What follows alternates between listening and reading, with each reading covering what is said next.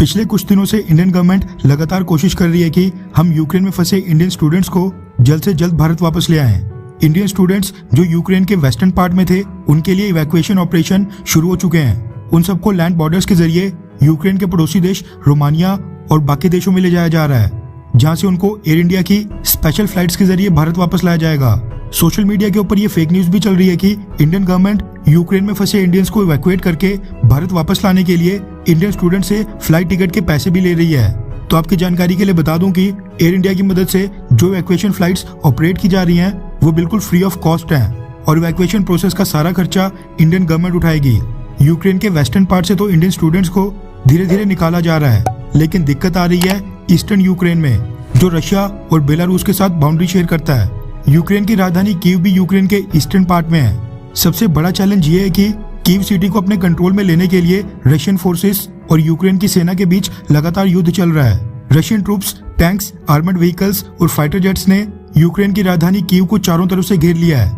राजधानी कीव में मिसाइल हमले हो रहे हैं, लगातार गोलाबारी चल रही है और अब तो रशियन फोर्सेस ने सिविलियंस को भी टारगेट करना शुरू कर दिया है। रशिया की फोर्सेस, टैंक्स, आर्मर्ड व्हीकल्स ये सब आसानी से कीव में ना घुसें, इसके लिए यूक्रेन की फोर्सेस ने राजधानी कीव से कनेक्टिविटी तोड़ने के लिए पुल्स को तोड़ना शुरू कर दिया है। कई जगह रास्ते ब्लॉक किए जा रहे हैं, जिसके बाद अब कीव सिटी से बाहर जाना या फिर उसके अंदर आना काफी ज्यादा मुश्किल हो गया है। ऐसे में कीव सिटी की सड़कों के ऊपर उतरना इस समय बिल्कुल भी सेफ नहीं है। जब तक रशियन फोर्सेस राजधानी कीव को अपने कब्जे में नहीं ले लेती हैं, दोनों तरफ के बीच ये जंग लगातार चलती रहेगी।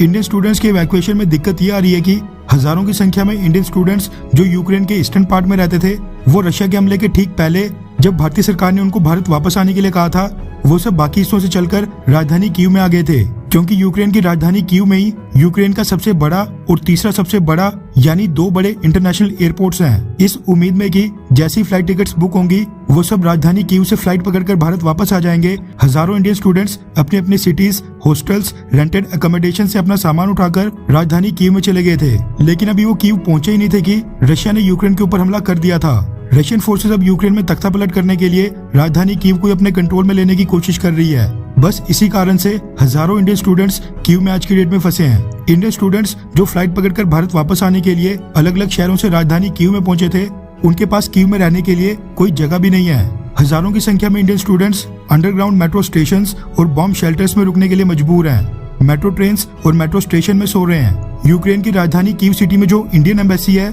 वो कीव में फंसे इंडियन स्टूडेंट्स को निकालने के लिए अभी भी प्रयास कर रही है। फिलहाल के लिए इंडियन एम्बेसी ने यूक्रेन के ईस्टर्न पार्ट में फंसे लोगों को कहा है कि वो जहां पर भी हैं वही रहें, बाहर निकलकर मूवमेंट बिल्कुल भी ना करें। उनको इवैक्यूएट करने का प्लान रेडी किया जा रहा है। इसके साथ ही हमें सोर्सेज से ये भी खबर मिल रही है कि भारत के पड़ोसी देश मोदी गवर्नमेंट से रिक्वेस्ट कर रहे हैं कि इंडियन गवर्नमेंट अपने स्टूडेंट्स के साथ साथ उनके देश के स्टूडेंट्स को भी इवैक्यूएट करके भारत वापस लाए। बांग्लादेश और नेपाल का नाम सबसे ऊपर सामने निकल कर आ रहा है। दरअसल भारत के साथ साथ पाकिस्तान, बांग्लादेश, नेपाल और इस रीजन के बाकी कई देशों से स्टूडेंट्स यूक्रेन में मेडिकल स्टडीज के लिए जाते हैं, और वो भी भारत के स्टूडेंट्स की तरह आज की डेट में वहीं फंसे हैं। इंडियन गवर्नमेंट तो भारतीय स्टूडेंट्स को वापस लाने के लिए कोशिश कर रही है, लेकिन भारत के पड़ोसी देश पाकिस्तान, नेपाल और बांग्लादेश जैसे ये बाकी जो देश हैं, ये ऐसा कुछ भी नहीं कर रहे हैं।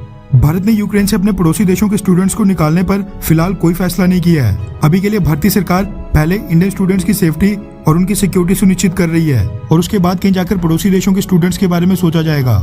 खैर, आपको क्या लगता है कि क्या अपने साथ साथ बांग्लादेश, नेपाल के स्टूडेंट्स को भी यूक्रेन से इवैक्यूएट करके भारत वापस लाना चाहिए, हाँ या फिर ना? नीचे कमेंट करके अपनी राय जरूर बताएं।